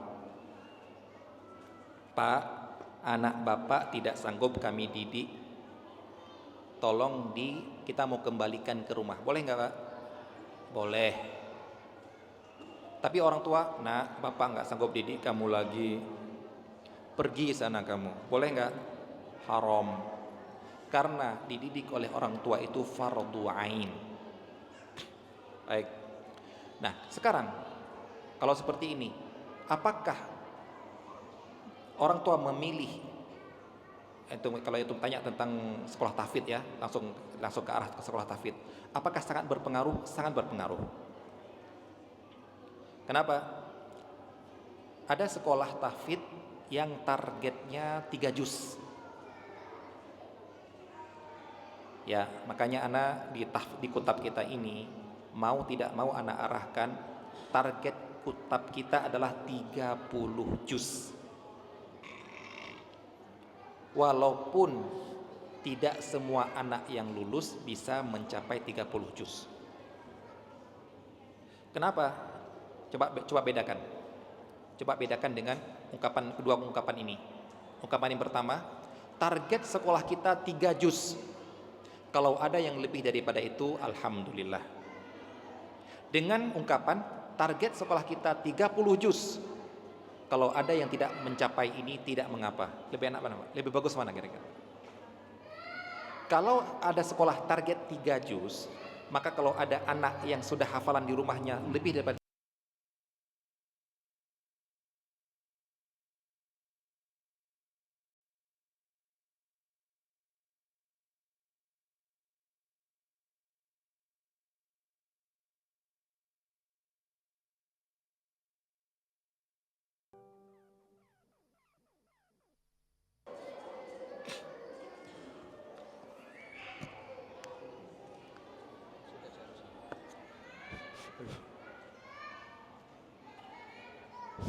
tes 1 2. Ya.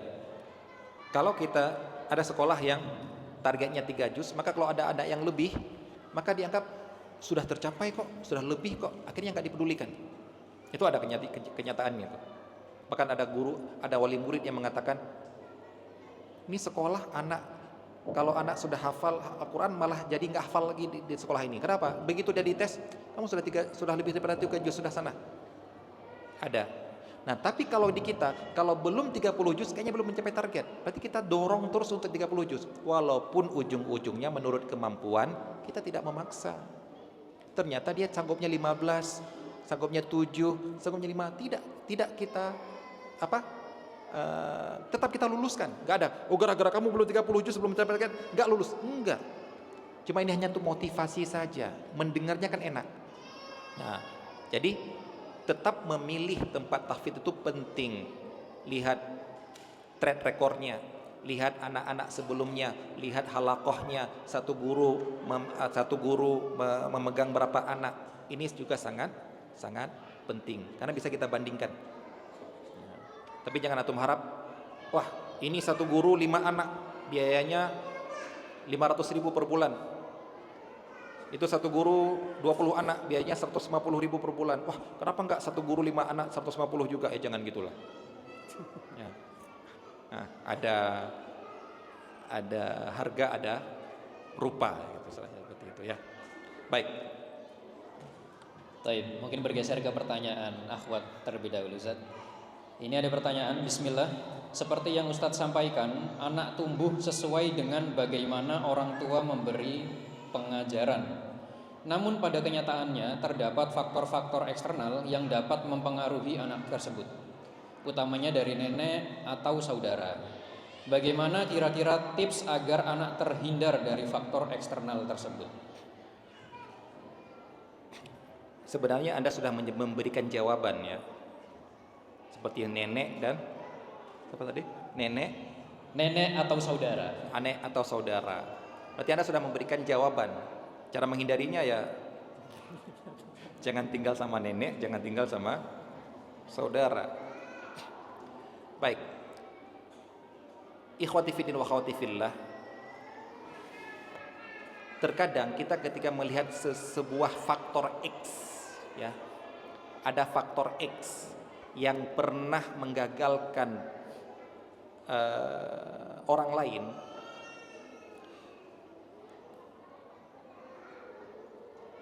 harusnya saya akan berhasil, motivasinya akan berhasil dengan cara menghindari faktor X ini, bukan langsung menyimpulkan kalau gitu saya nggak akan berhasil juga.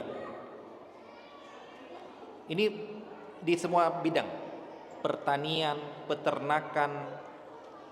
Ada orang melihara ayam, kemudian mati semua gara-gara virus. Antum jangan sampai berpikiran, kalau gitu saya tidak akan menjadi pengusaha ayam. Itu salah. Yang benar adalah, saya akan jadi pengusaha ayam, belajar dari dia, dari pengalaman dia, agar saya tidak terkena virus seperti dia terkena. Itu yang benar. Pertanian, pernah gagal, pernah. Tapi dia, bukannya kemudian, kalau gitu saya nggak bertani lagi. Enggak. Pernah ada seorang teman pengusaha, dia setiap bertemu dengan orang-orang yang pengusaha itu selalu bertanya tips, selalu nanya kiat-kiat. Nah, ada suatu ketika dia di Probolinggo ketemu orang penanam bawang. Dia tanya, dari pengalaman menanam bawang ini, petani bawang, pernah naik turun nggak? Mas, saya pernah sampai jual rumah, mas. Istri saya marah-marah sampai jual rumah karena ada banyak hutang, gagal panen. Dia tanya sama dia, pertanyaan yang umum gitu kan, kenapa nggak pindah bisnis? Jawaban dia, masya Allah, jawaban yang diucapkan oleh semua motivator sebenarnya. Tapi ini bukan motivator, di pelaku usaha. Dia bilang, mas, kalau saya pindah ke bisnis lain, saya harus belajar dari nol. Ini saya ini saya dari nol sudah berhasil, tinggal memperbaiki kesalahan. Dan sekarang saya, mas, sudah bisa beli rumah lagi. Ini ya ikhwas sekalian. Jadi ada teman kita yang ada faktor X pada anaknya sehingga anaknya kemudian nakal. Anak ini. Akhirnya yang kita nilai apa? Oh, jangan sekolahkan sekolah ini, anak nakal. Ternyata sekolah di sini bukan gara-gara sekolah, faktor X anaknya. Anaknya dihafalkan Al-Quran, ternyata anaknya juga nakal. Akhirnya kita menyimpulkan, oh, Al-Quran tetap nakal kok. Salah Anda. Yang benar, tanya faktor apa yang membuat dia nakal, maka ini yang dihindari. Baik, Anda contohkan. Dalam fikih madhab Hambali, ingat ya, bukan Syafi'i ya, Allah Syafi'i belum pernah temukan. Dalam fikih madhab Hambali dikatakan, di antara kiat memilih jodoh, yaitu pilihlah calon istri yang sudah tidak punya ibu lagi. Kalau nggak punya ibu, bahasa Indonesianya apa? Piatu.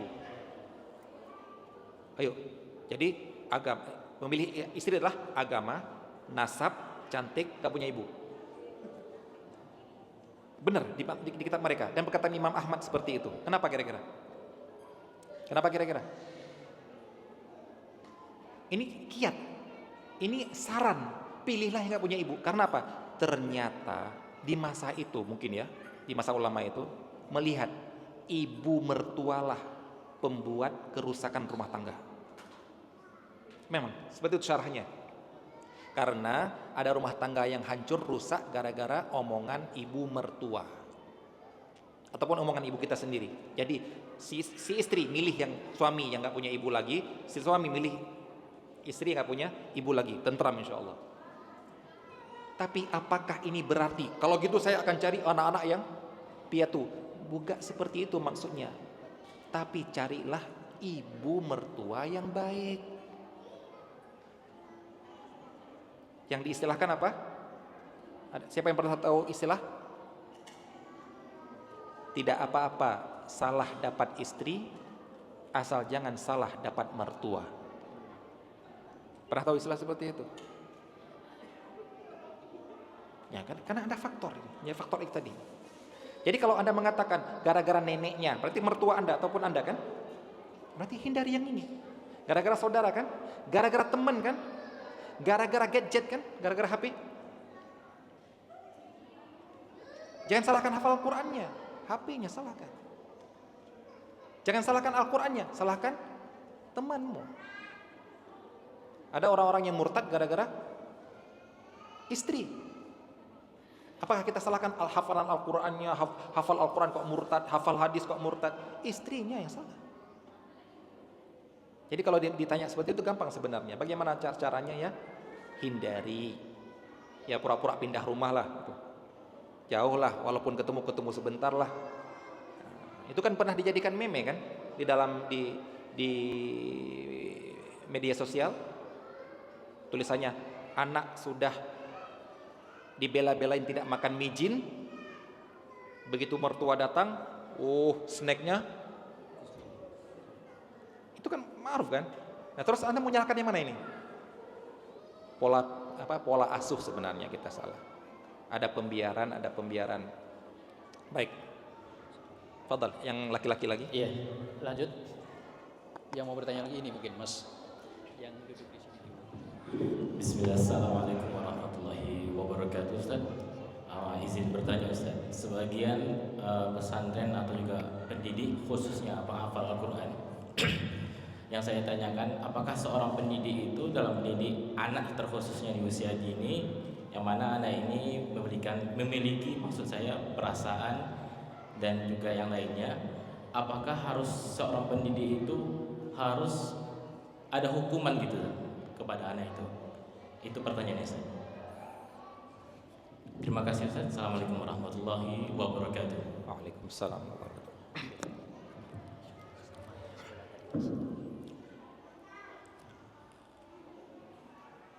Ana dulu pernah ya oleh istri Ana itu ditunjukkan metode pendidikan oleh pakar, metode mendidik anak oleh pakar. Kan sekarang banyak kan metode-metode kan, ada metode tidak boleh mengatakan jangan kepada anak,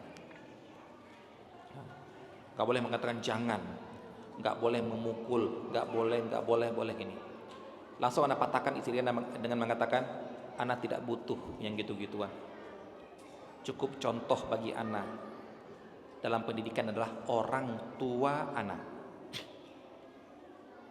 Orang tua anak menjadi contoh bagi anak, walaupun orang tua anak, ini metode ya, bukan pendidikan, karena orang tua anak tidak mengarahkan untuk menghafal Quran. Tapi metodenya cukup anak contoh orang tua anak.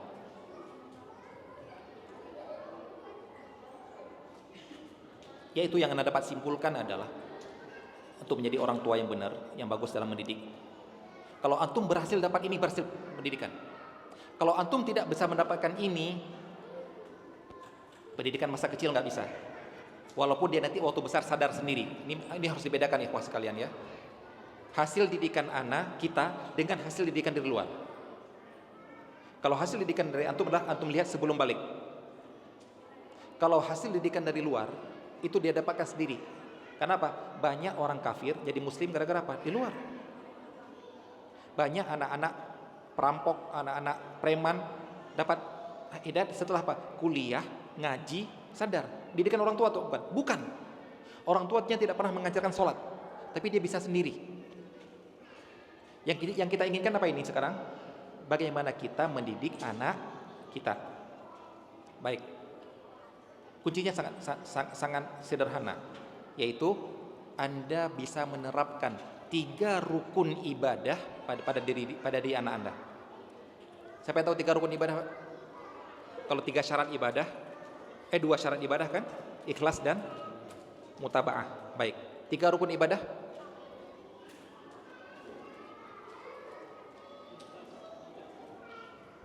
Bukan ikhlas, bukan ikhlas. Cinta, roja, dan khauf. Cinta, roja, dan khauf. Baik.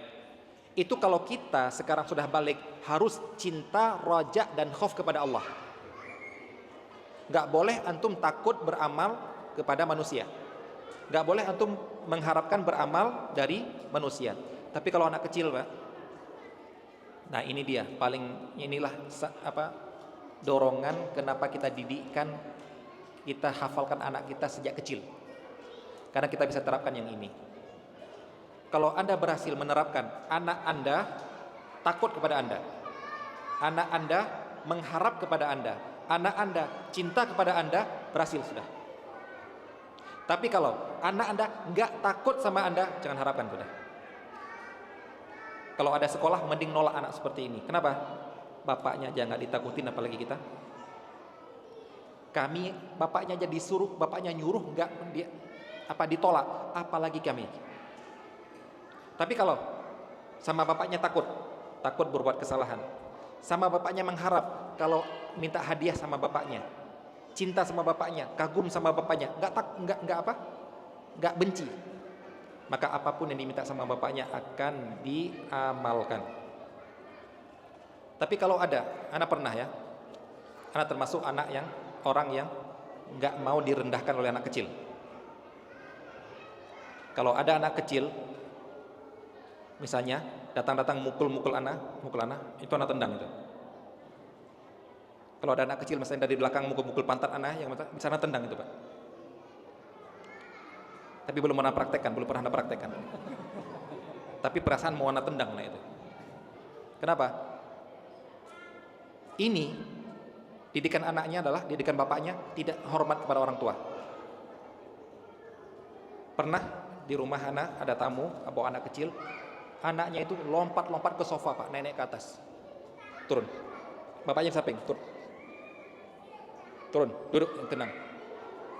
Ini, Pak, didikan di rumahnya membiarkan anaknya lompat seperti itu. Akhirnya di rumah orang lain dianggap juga boleh karena ada orang tuanya. Ini anti anak, Pak. Kalau ketemu orang seperti ini anti anak, Pak. Kalau dibilang kan cuma anak kecil, anak akan jawab karena orang besar. Anak balik lagi, Ustaz kan paham lah anak kecil, orang besar ini rumah anak ini, keluar.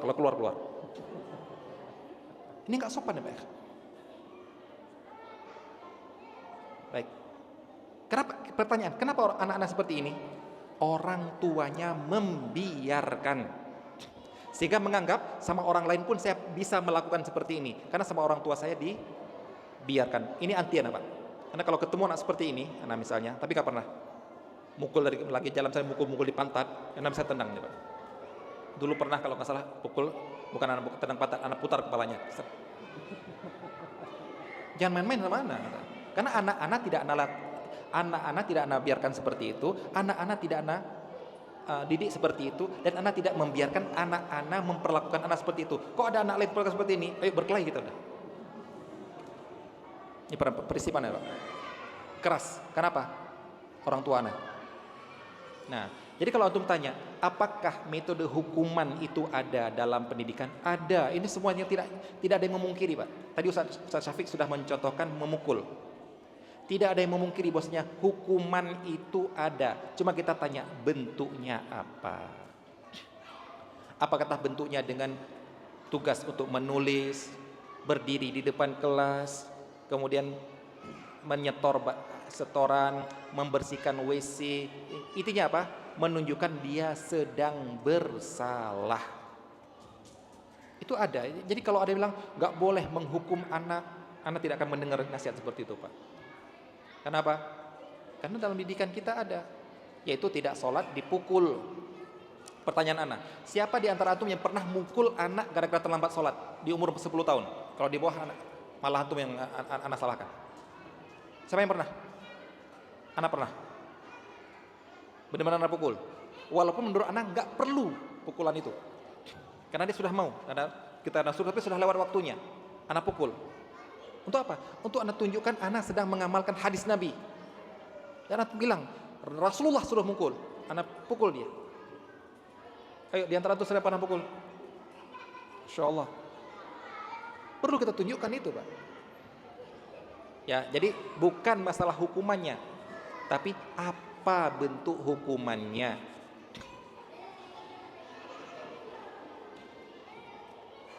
Di pondok pesantren, siapa yang pernah di pondok pesantren yang kalau nggak berbicara bahasa Arab dicambuk? Anak Pak. Nah. Sekarang udah nggak bisa lagi Pak ya. Lapor polisi sekarang ya. Ini zaman dulu. Makanya 1 semester kita bisa bahasa Arab. Sekarang 2 tahun nggak bisa bahasa Arab anak-anak. Kenapa? Ya nggak ada cambukan lagi. Tapi bolehkah mencambuk? Anda bilang juga tidak boleh. Salah juga sih. Karena mencambuknya cambuk sampai hijau, sampai lembab nggak boleh. Kalau cuma tik gitu nggak apa-apa. Ya, jadi jangan dipertanyakan hukuman. Hukuman itu sudah pasti ada. Cuma bentuknya apa? Apakah salah ataupun benar, kejam atau tidak? Baik. Baik. Pertanyaan selanjutnya dari Ahwat Ustaz. Bismillah, Afwan Ustaz izin bertanya, apa hukum menerima bingkisan atau parsel hafalan? Syukron Ustaz. Mungkin maksudnya dari Ustadz mungkin Ustaz. Ini seorang pengajar dapat parsel mungkin seperti itu. Oh, seorang guru mendapatkan bingkisan ya. Hukum menerima bingkisan atau parsel hafalan. Kalau sedang dalam proses pendidikan jangan. Karena yang namanya larangan guru ataupun pekerja mendapatkan hadiah dari orang yang di bawahnya. Kalau seperti sekarang guru dengan murid, larangannya atau apa? Apa ilahnya? Apa alasannya? Menjaga hati, tidak condong ke salah satu anak, lebih sayang kepada dia gara-gara ibunya ngasih kami segini, ngasih gini. Itu yang dilarang gara-gara itu. Jadi kalau mau terima parsel nanti ketika anaknya sudah lulus, ketika tidak perlu lagi ada penilaian. Jadi kalau ibu-ibu, bapak-bapak mau ngasih hadiah ke guru nanti ketika lulus lah, bukan ketika sedang proses belajar mengajar. Baik. Baik, selanjutnya. Oke, mungkin sebelah sana dulu.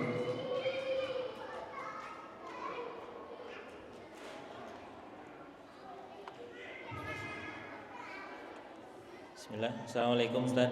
Assalamualaikum. Pertanyaan Anda yaitu bagaimana tahapan pendidikan Al-Quran pada anak sesuai usianya, terkhusus anak balita.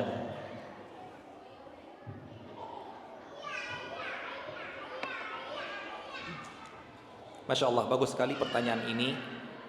Karena di sana ada orang yang terlalu hulu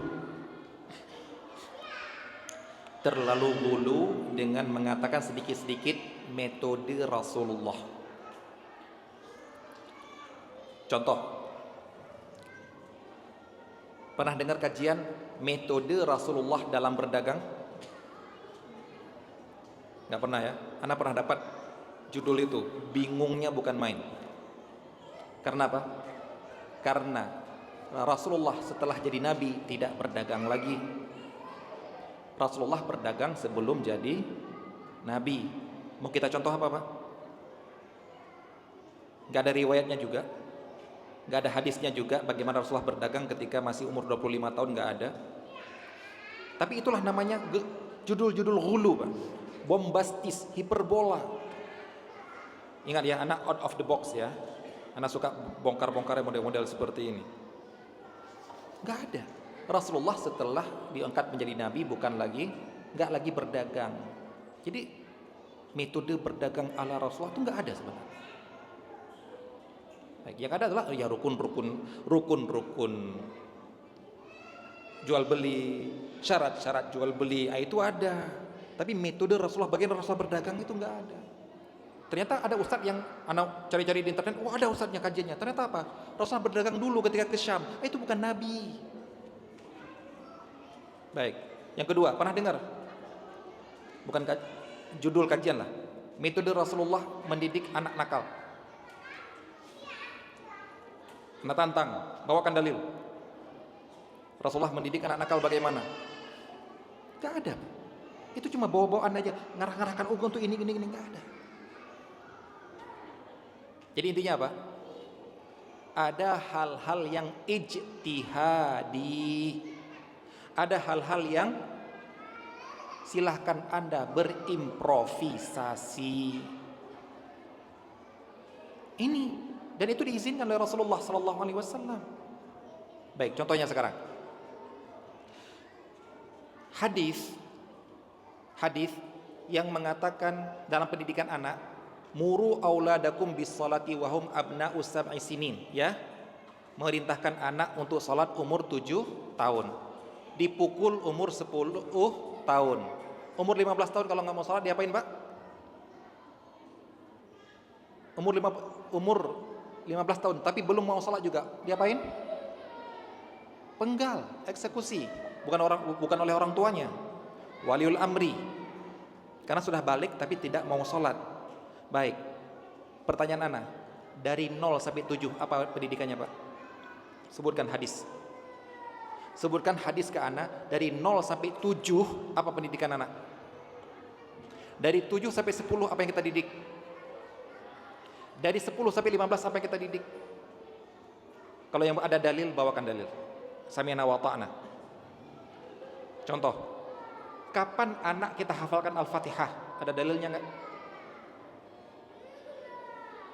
Kapan anak kita ajarkan apa istilahnya? Kapan anak kita ajarkan zikir pagi sore? Ada hadisnya enggak?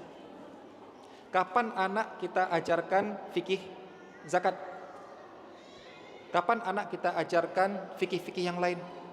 Kapan anak kita ajarkan mandi junub? Ada dalil enggak? Enggak ada. Disinilah peran ijtihadiyah. Disinilah peran orang tua. Berarti kalau ada orang ingin menghafalkan anaknya sebelum 7 tahun, boleh saja. Jangan antum mencari alasan ini, terkadang ya ikhwas sekalian ya. Berdalil dengan perbuatan salaf, benar dalilnya, salah penerapannya. Contohnya apa?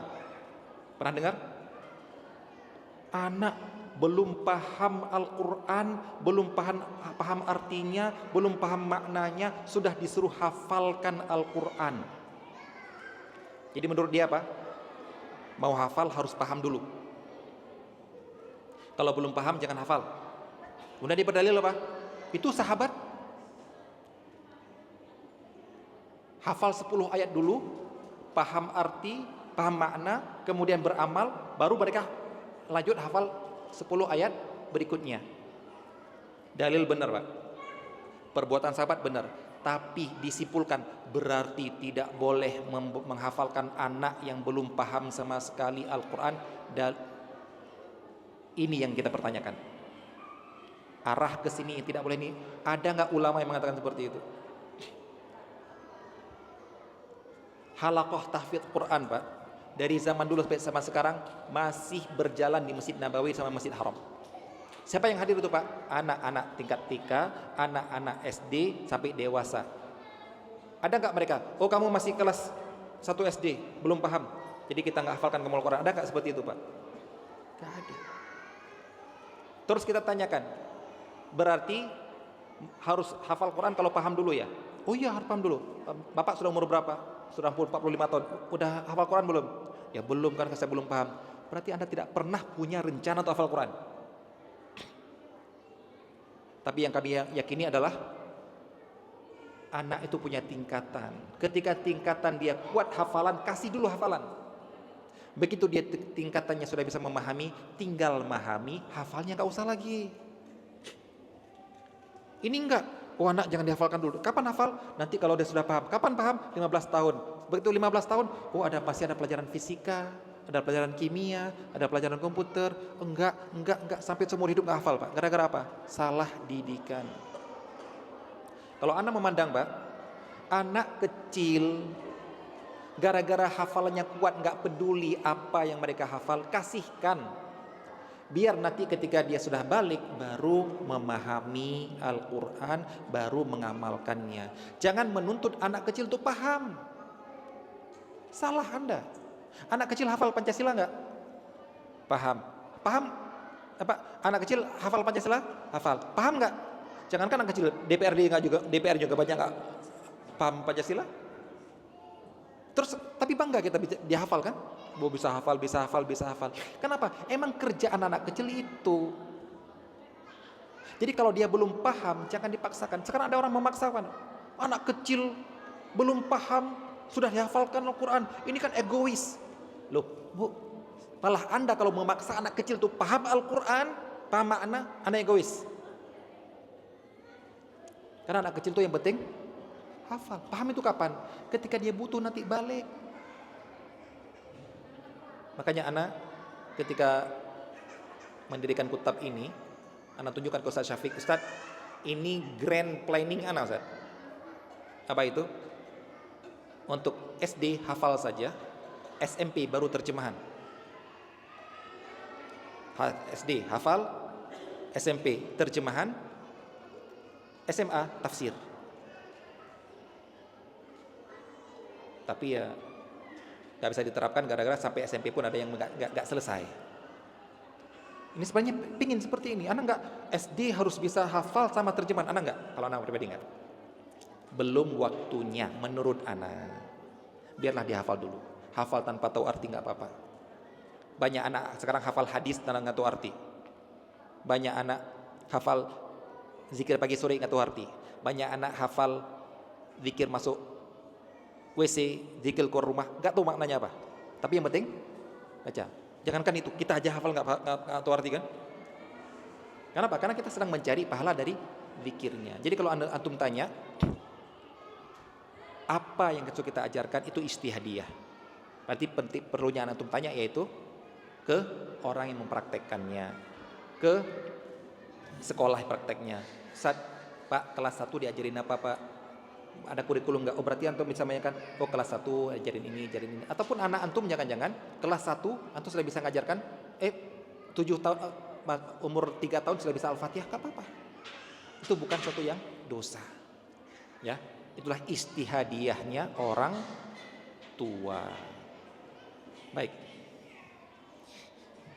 Baik, Ustaz, dikarenakan waktu kita dibatasi oleh waktu, sebetulnya masih banyak sekali pertanyaan tadi ya, beberapa dari jamaah ikhwan dan juga ada beberapa dari jamaah akhwat.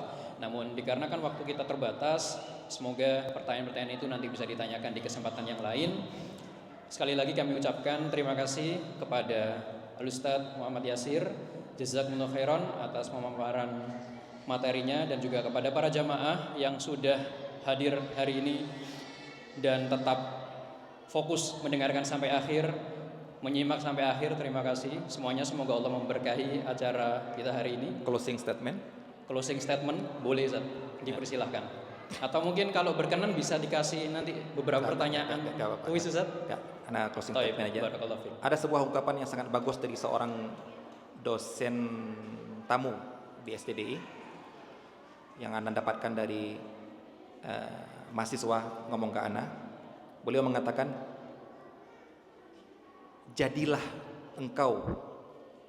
kalian profesi apapun, tapi jangan lupa jadi guru. Masya Allah. Jadi antum pinter apa? Pinter komputer, ajarkan orang lain komputer juga. Antum pinter apa? Akuntansi, ajarkan orang lain akuntansi juga. Antum pinter apa? Pertanian, ajarkan pertanian juga. Jadi apapun, silakan jadi apapun, tetap jangan lupa jadilah guru untuk mengajarkan keahlian Anda kepada generasi berikutnya. Untuk jariah. Jangan merasa bahwa saya kalau guru itu harus ngajar di sekolah. Enggak.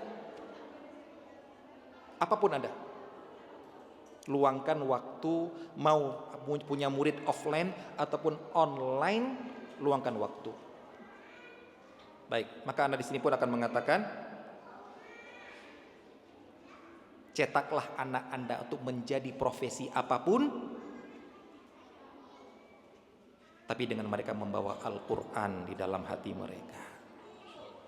Silakan mereka jadi pilot, jadi perawat, jadi bidan, jadi dokter, jadi insinyur, jadi presiden, jadi bupati, tapi ada Al-Quran di hati mereka. Walaupun mungkin sekarang Anda tidak melihat manfaatnya, tapi keberkahan itu akan tetap ada. Karena ilmu agama itu yang akan menjaga kita, bukan kita yang menjaga dia. Hafalkan anak kita Al-Quran, biar Allah Subhanahu wa ta'ala menjaga mereka dengan Al-Quran. Baik, sallallahu alaihi Nabi Muhammad wa ala alihi ajma'in. Assalamualaikum warahmatullahi wabarakatuh. Waalaikumsalam warahmatullahi wabarakatuh. Masya Allah. Taib, itu menjadi penutup kita untuk acara kita hari ini. Jazakumullah khairan. Mohon dipastikan sekali lagi bahwa sampah-sampah dibawa dan dikembalikan ke tempat sampah. Adapun tadi yang sudah bertanya, boleh nanti diambil hadiahnya ke depan, dan juga para akhwat tadi yang sempat pertanyaan ditanyakan boleh juga mengambil bukunya di booth wanita di belakang. Dan diinformasikan kepada para wali murid atau para jamaah secara umum bahwasannya Putra Probani Residen telah membuka SPMB ya, pendaftaran